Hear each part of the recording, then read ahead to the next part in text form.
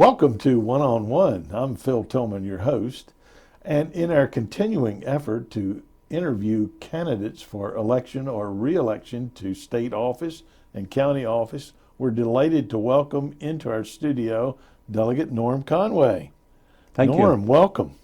Glad to be here. Now, Norm, 38B. Describe, if you can, 38B. Well, since we had the division of the districts, I've always been 38B, so I'm not going to change much. And there's always been an A, a B, and a C for District 38. Well, actually 38C is added this time. But in my time in the General Assembly since 1987, I've always represented part of half of Wicomico, all of Worcester, and it used to be all of Somerset. Mm-hmm. So as the districts got changed in the process, my district seemed to get smaller. Instead of representing all three, I represented two, half of Wicomico and all of Worcester. In this redistricting process, 38B gets put into one district, and that is basically encompassing part of eastern Wicomico County. So there are parts of Wicomico County I've always represented that I will not represent officially in my 38B district. But I'll always do my best to represent Wicomico, Worcester, Somerset, and the Eastern Shore. Yeah. Well, once the election is over, I would assume you don't make decisions based on where that line is. No. Yeah. No, don't even pay attention to the line. Except looking at the map. I've heard you say 100 times talking about one Maryland. Yeah. Tell us what you mean by one Maryland. Well, that was a concept that was presented by former Speaker Cass Taylor, and he wanted to put a concept out there about one Maryland, which I totally agreed with. He would say, one Maryland encompasses all of the districts. It encompasses all of the regions. And it runs from western Maryland, the mountains area, to the beaches of Ocean City. And from the Pennsylvania line to the Virginia line. And if any region of the state has a problem, the state's got a problem, and we need to fix it. Good. Yeah, that's a great concept, I think. And since all of us are Eastern Shoremen, and from districts that don't have a huge voice in Annapolis, the one Maryland concept is certainly important to us, but also the voices of those who represent us become even more important to get the point of view across for the Eastern Shore. How do you go about doing that? Well, to be honest, it takes a lot of collaboration with almost every delegation of the state. You have to make friends in the General Assembly, in the House and in the Senate, because whatever the issue is in one house, it's going to be in the other house also. And if they are issues involving our region, the Eastern Shore of Maryland, or the rural areas, we have to touch base with other members of the General Assembly, and it's always good to have gotten to know them and let them get to know you. Stay in touch with them, help them when you can help them, and let them help you when you need help. And that's the way we've worked. When I went to the General Assembly, I was very pleased to have the opportunity to join a magnificent team. Danny Long and Lou Raleigh and Mark Pilchard. Yeah. I could not have really been placed on a better team.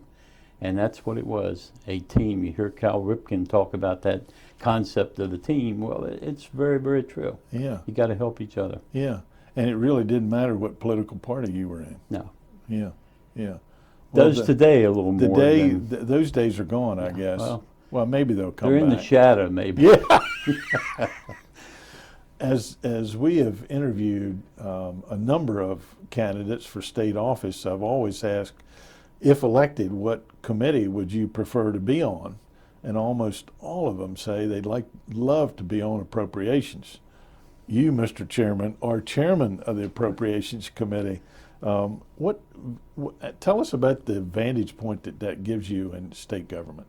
Well, I think first and foremost, the Appropriations Committee is the largest committee in the legislature. We have 25 membership. We basically had 24 this past session because of some changes that occurred in some of the other standing committees. But the Appropriations Committee deals with the one bill that has to be passed each and every year, and that's the budget bill. And that budget's going to affect every region of Maryland. So you're going to get a lot of input, lots of contacts, all chambers of commerce and community groups, work groups and so forth will want to come in and talk to you about their needs. During this period of downturn in the economy, I will quite often have 700 organizations or people come in from mid-January to mid-April. Nobody ever asks you to cut anything. Everybody wants to tell you about their area of interest and what they're going to need to continue it. Always more. And I used to keep the charts on a tripod in the corner of my office, and I would just point to them and I said, well, this is what we have to deal with. Here's the revenue line and here's the spending line. And as you can see, there's a gap.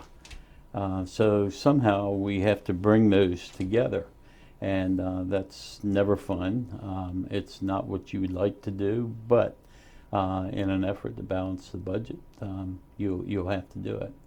And I think from policy-wise, we have the capital budget of Maryland also, which for our state has been a jobs budget. It's been projects across the state that in each and every region it brings people to work, to build things, to renovate things, and to help create new things. So it's a $1 billion budget. That's a lot of help to every area of the state. And then of course we have the agencies also. So all of the agencies report, bring their budget to the Appropriations Committee. Everybody on the committee gets a chance to ask questions, to propose changes, recommend cuts, and every now and then we'll have some who will recommend a new program. So it's a very interesting committee, and it takes the biggest part of the session to get through it. And we generally go to the floor of the House in March for putting the budget on the floor, so to speak, and then getting questions and addressing issues that the budget may bring about. Now, there's a comparable committee on the Senate side? It's budget and tax. Okay. Now, the difference in the Appropriations Committee in the House and budget and tax in the Senate. Budget and tax is actually a combination of Ways and Means and the Appropriations Committee. On the House side, we have a separate Ways and Means Committee and a separate Appropriations Committee. Are we overtaxed in Maryland?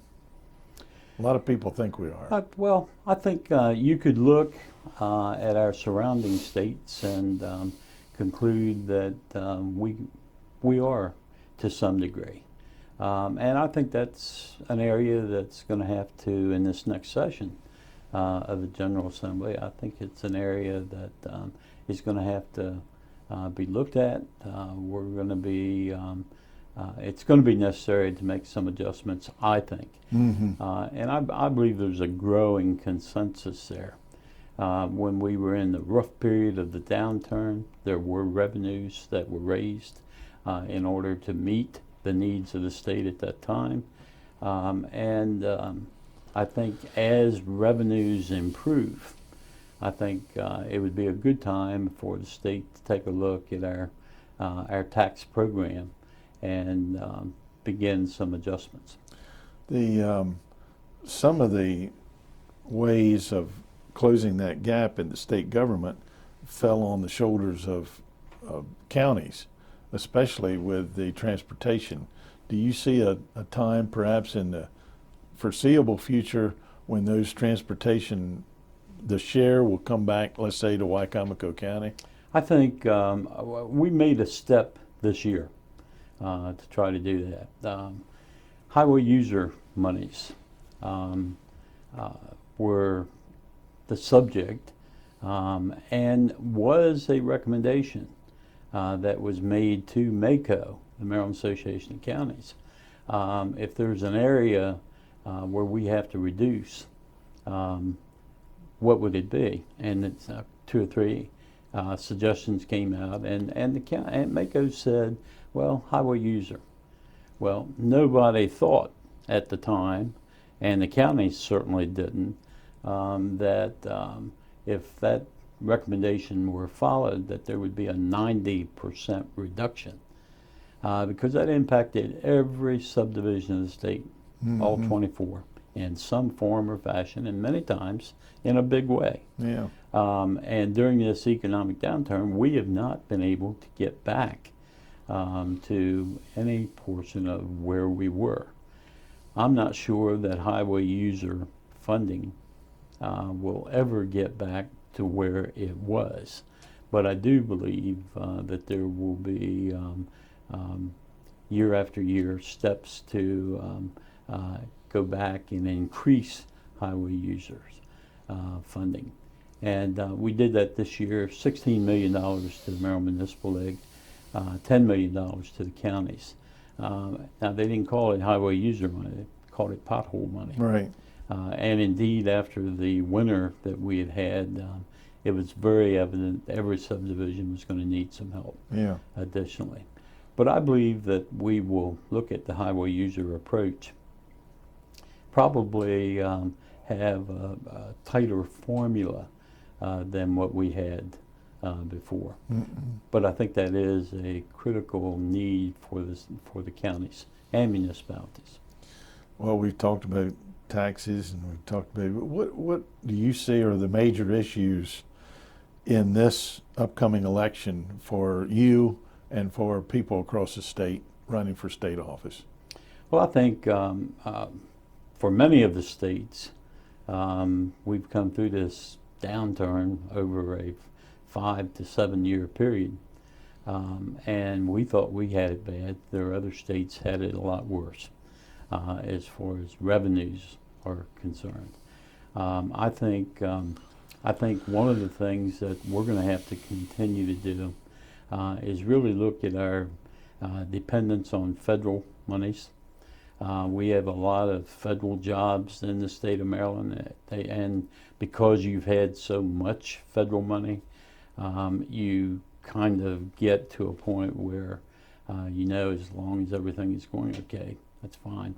But when the federal government started talking about sequestration and the reductions, Maryland and Virginia, West Virginia, Pennsylvania, we had to take special note because we all received a lot of federal money through the federal budget for those areas. I think we need less dependence on those and build more toward jobs across the state and every region. And our economic development plan ought to reflect what is needed for each region of the state, how we can make it very attractive to other businesses who are outside our state, that we could bring them in, and not get ourselves dependent on 1 or 2 revenue sources overall. Yeah. How about the regulatory process? One that I have heartburn with all the time.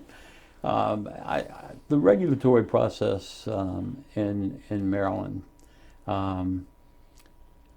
I think is too, and that's TOO, oppressive. And I'm not sure that we ultimately would like to use the regulation process as a way to really take care of businesses and other major issues in sanitation, highways, farming. That's just not the way to totally depend on it. And I think we need to have more local input into the regulatory process. Not just the state being able to come down with their regulatory folks and say this is right, that's wrong, and then make a decision. You're going to have to pay this or that or the other. It's not, to me, it's not a fair way to do things, and I think it hurts us more than it helps. I related that, a long time ago in the 8th grade, I had a teacher, Mrs. Meyer Cordray from Y Junior Math and Science, wonderful person. She used to put these little quips on the board in different colored chalk. And I remember, I don't know what I had done, but I had to write one of those 25 times. But it was a good one, and it's one that I've always remembered because it dealt with rules and regulations. And it said, rules and regulations are necessary to avoid confusion. By doing my part, I can help make fewer rules and regulations necessary. And I think that little phrase in there, by doing my part, is where we as the public get off step. We don't always do our part. And as a consequence, government comes in and says, well, this is the way you got to do it. And then you lose that latitude. To me, that's not the way we ought to do it. Yeah. But I understand that by doing my part. And if everybody were doing that, we might make this certainly a better regulatory world. So Mrs. Cordray had an effect on you. She sure did, and I've never forgotten it. Your career in public education, are you called upon in the state legislature sometimes when there are education issues as a so-called expert in education? Does that your background help? Oh, sure.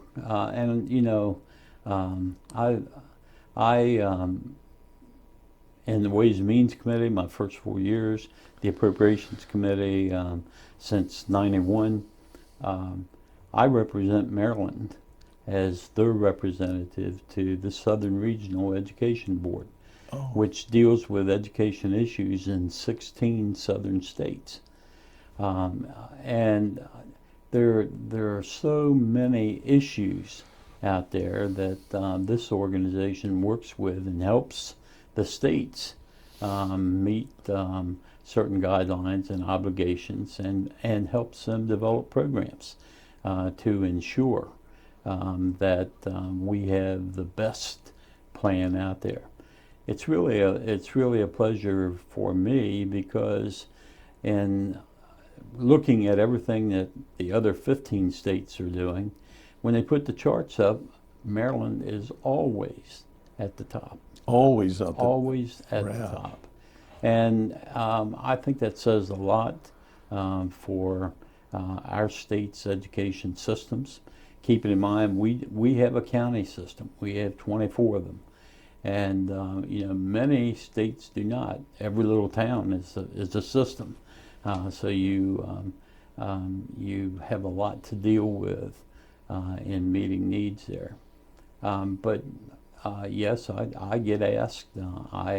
One of the subcommittees that I have is Education and Economic Development, headed by John Bohannon from Southern Maryland. And we deal with the pre-K to 12, we deal with community colleges, we deal with 4-year institutions.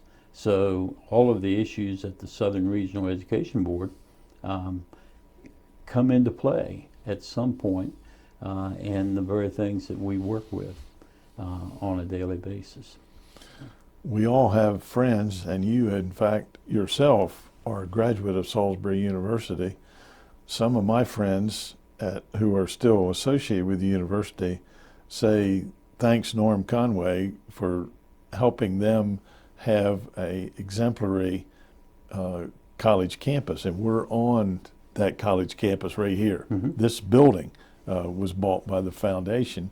Tell us about your connections with Salisbury University. Well, I started, and hard to say it sometimes, I started in 1961 as a freshman at the State Teachers College of Salisbury. And then it became Salisbury State College, and then it became Salisbury University. And each of those, I was in the legislature when those name changes came about.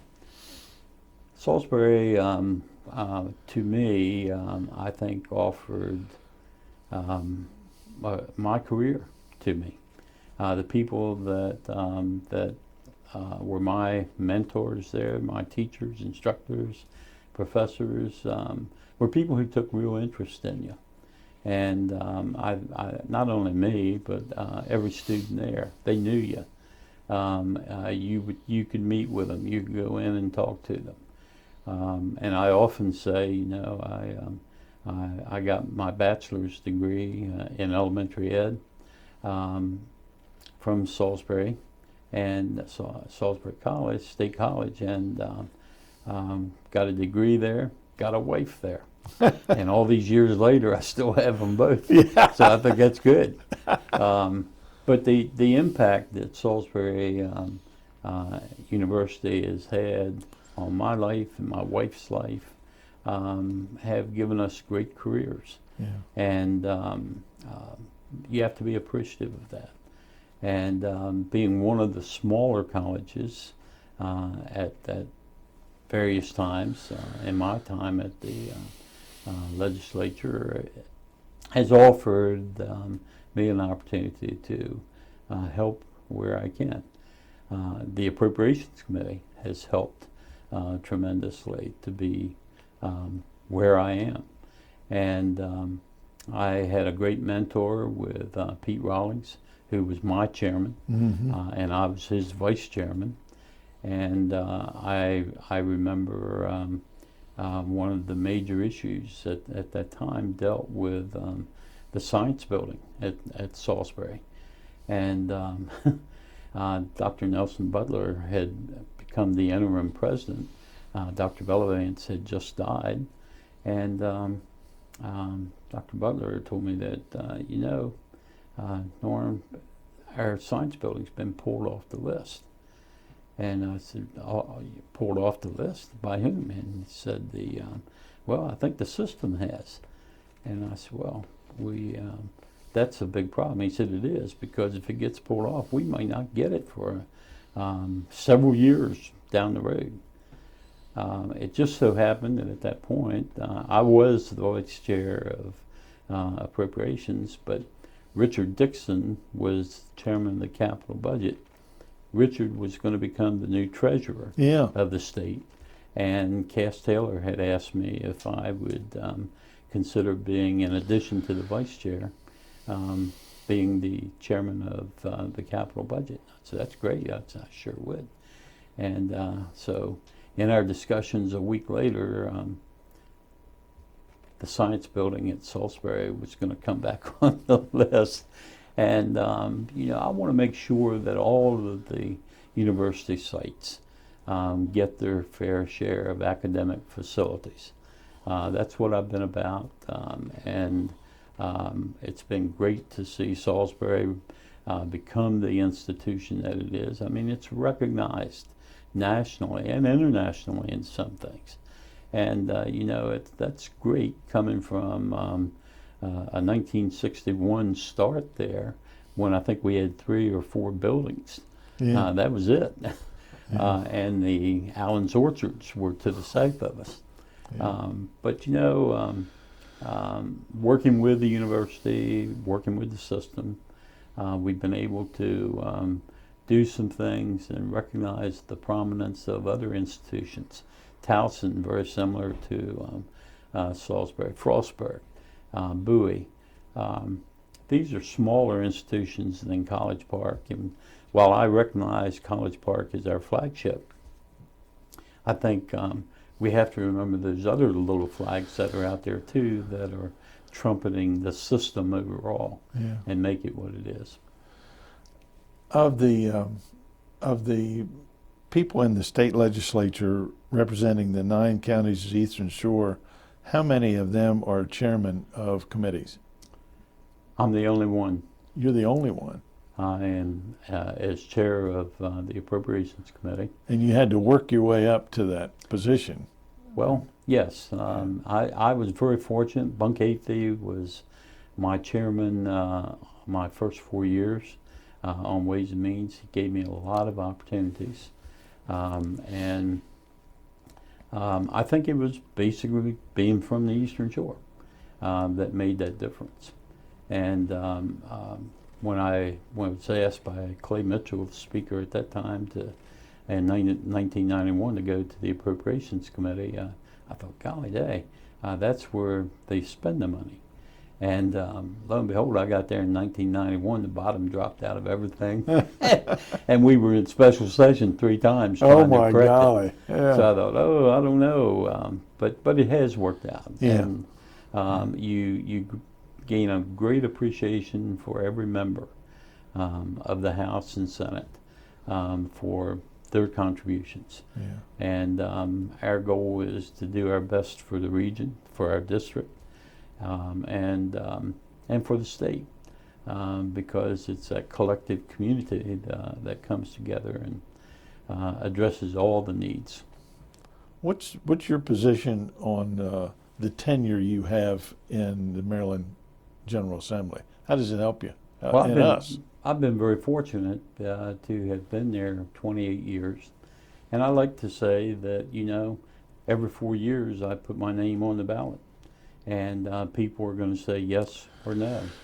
And I've been very proud that they've given me the opportunities to represent our district, to represent the Eastern Shore, the rural areas of Maryland, and Maryland itself. You build a lot of friendships, and I think longevity, and that to the rural areas of the state is very important. Norm, we just have a minute or so left, and we'd like you to pretend that camera is a front door in Delmar or Salisbury, and you're going to knock on the door, and what are you going to say to the lady that answers the door? I always start right out, I'm Norm Conway, and I'm a member of the Maryland House of Delegates, and I want to remain a member of the Maryland House of Delegates. I've been given some great opportunities, and the position that I hold as chairman of the Appropriations Committee is very important to our region, I hope to the state overall. But one of the things that we've done is build a lot of bridges, and I feel very confident in my time in the Maryland General Assembly that I've gained a lot of friendships. I've helped people, I've helped delegations, and they in turn have helped me. And that's very appreciative, and I don't ever forget that little group I started with Danny Long and Lou Riley and Mark Pilcher. Could not have been a greater team to begin a career in the Maryland House. Yeah. Norm, we want to thank you. Thank you for representing us, and thank you for taking time to come here to PAC 14 and talk about the upcoming election. We appreciate your being here. Well, thank you very much for inviting me. All right. And we thank you also for being with us right here on PAC 14.